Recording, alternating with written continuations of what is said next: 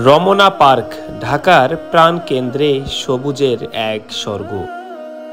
আসসালামু আলাইকুম, আমরা আসলাম রমনা পার্ক। আর এই রমনা পার্কের ন্যাচারাল পরিবেশ আপনাকে মুগ্ধ করতে বাধ্য করবে। আর এই প্রাকৃতিক ন্যাচারাল পরিবেশ দেখার জন্য আমাদের সঙ্গেই থাকুন, দেখতেই থাকুন। ঢাকার ব্যস্ত জীবন যাপনের মাঝে একটু প্রশান্তি খুঁজতে চাইলে রমনা পার্কের মতো জায়গা খুব কমই আছে।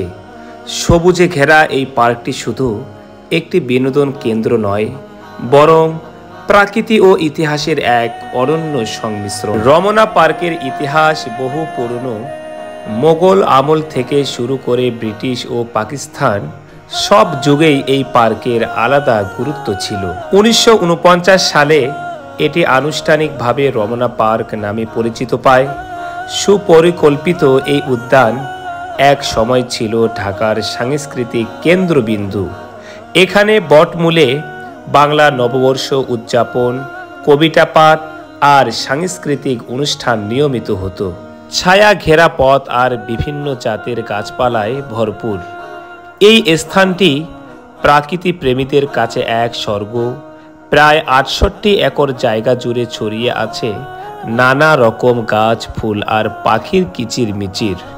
সবচেয়ে আকর্ষণীয় অংশটি হলো বিশাল লেক, যেখানে হাঁসেরা খেলে আর বিকেলের আলোয় পড়ে জলের উপর সোনালি ঝিলিক। রমনা পার্কে প্রবেশ করলেই এক অন্যরকম প্রশান্তি পাওয়া যায়। প্রতিদিন সকাল বিকাল এখানে জড়ো হন অসংখ্য মানুষ, কেউ হাঁটতে, কেউ ব্যায়াম করতে, আবার কেউ শুধু একটু নিরিবিলি সময় কাটাতে।